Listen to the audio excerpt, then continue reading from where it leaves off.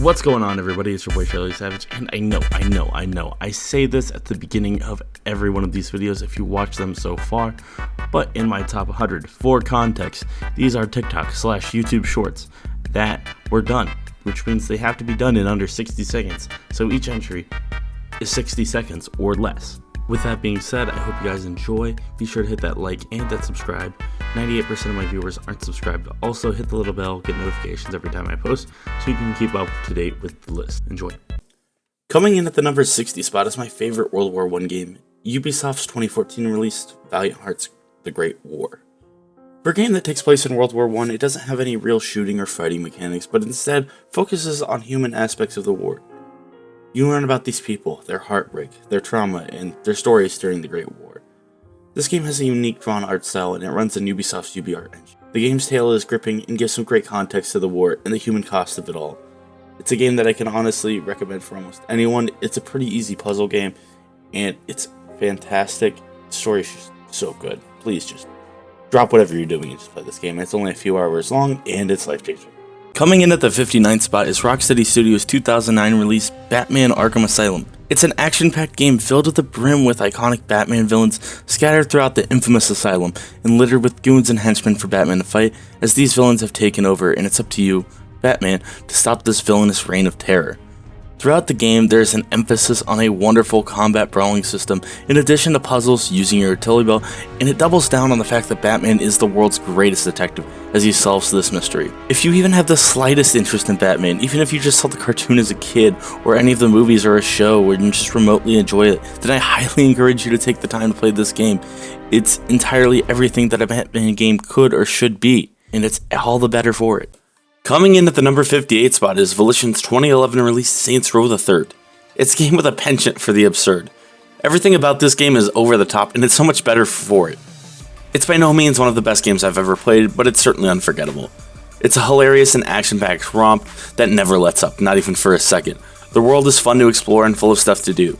No matter what happens, it's almost certain that you will enjoy your stay in Steelport, as you will certainly partake in everything from driving tanks to committing insurance fraud to fighting giant monstrous clones of naked European men and even entering a computer. If you haven't done so and you like open world games in the style of Grand Theft Auto, give Saints Row III a play. It's certainly a fun time. Taking the 57th spot on this list is Hangar 13's Mafia 3, the third game in the illustrious Mafia franchise. This game tells the story of Lincoln Clay, an African-American Vietnam vet, as he returns back home from following his service overseas in the Vietnam conflict. Coming back home to New Bordeaux, a city quite reminiscent of Louisiana's New Orleans, and as you could probably suspect, Lincoln gets involved with the mob, or in this case, lots of them. Additionally, this game does not shy away in the slightest from the harsh realities of its setting and those societal circumstances. You're a black man in the Deep South in the 1960s. The terrible things from that time and what you think people would do and say all happen in this game. When it comes to gameplay, it's your typical third-person open-world game. There are tons of cars, various weapons, and fun mechanics to help you take on all manner of challenges that the game has to offer.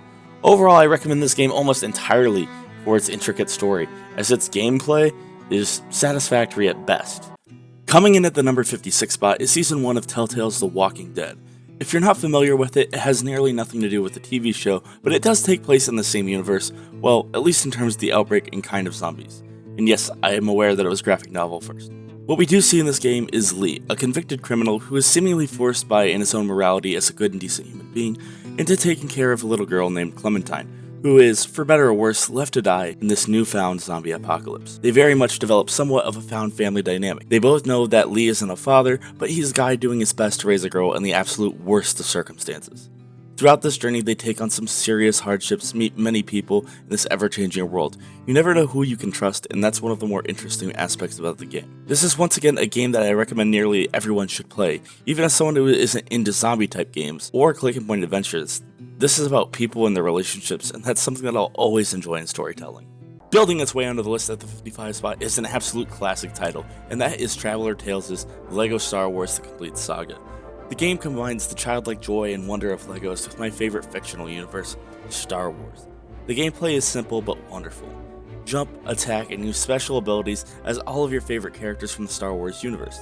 The game consists of wonderfully reimagined versions of all 6 of the first movies, with 6 levels each, some in characters, some with starships. All the way from pod racing to fighting Palpatine, this game has such a wonderful variety in mission structure.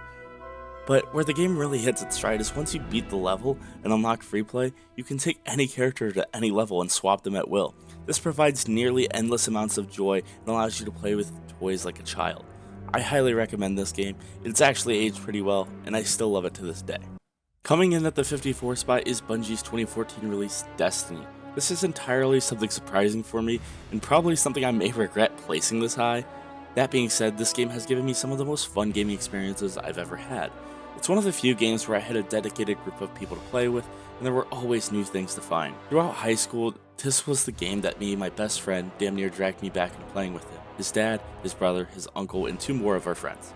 And as frustrating as the game could be, no matter how many objectively good points and critiques you can make about this game, its design and formula, I'm glad I spent all that time playing it and spending that time with my friend. The main reason it's getting a spot on here is because with all its DLC, it stood the test of time on the PS4, and it's one of the best games I associate with that console, and that general time period of my life, and I just really enjoyed it. Strumming its way onto the list at the number 53 spot is Neversoft's 2007 release Guitar Hero 3, Legends of Rock. This game is what many consider to be one of the best, if not the best Guitar Hero game. It was the peak of the franchise. This was the one that every person had.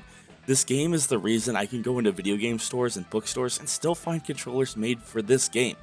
Its presentation was better than its predecessors. Its setlist was an incredible mix of rock music across multiple eras and subgenres, with fun customization options, and with iconic characters and guitars and levels. You couldn't go wrong spending your days playing this absolute classic title. I'd strongly recommend playing this game, but I can't imagine there are many people out there who haven't, to emphasize the cultural impact of this game. It made Foghat relevant in the mid-2000s. Foghat. No offense. Coming in at the 52nd spot is Team Asobi's and Sony Japan's Astro's Playroom. This was maybe my favorite pack-in title ever for a video game console, but this game is cute, wonderful, and overall just so fun. The game is a 3D platformer with stellar level design, bright and vibrant colors, and it makes use of the console's DualSense 5 in so many creative ways. Whether it be the microphone, the adaptive triggers, motion controls, and so on, they are actually implemented well in terms of game design, and it's probably the best way that those mechanics could work.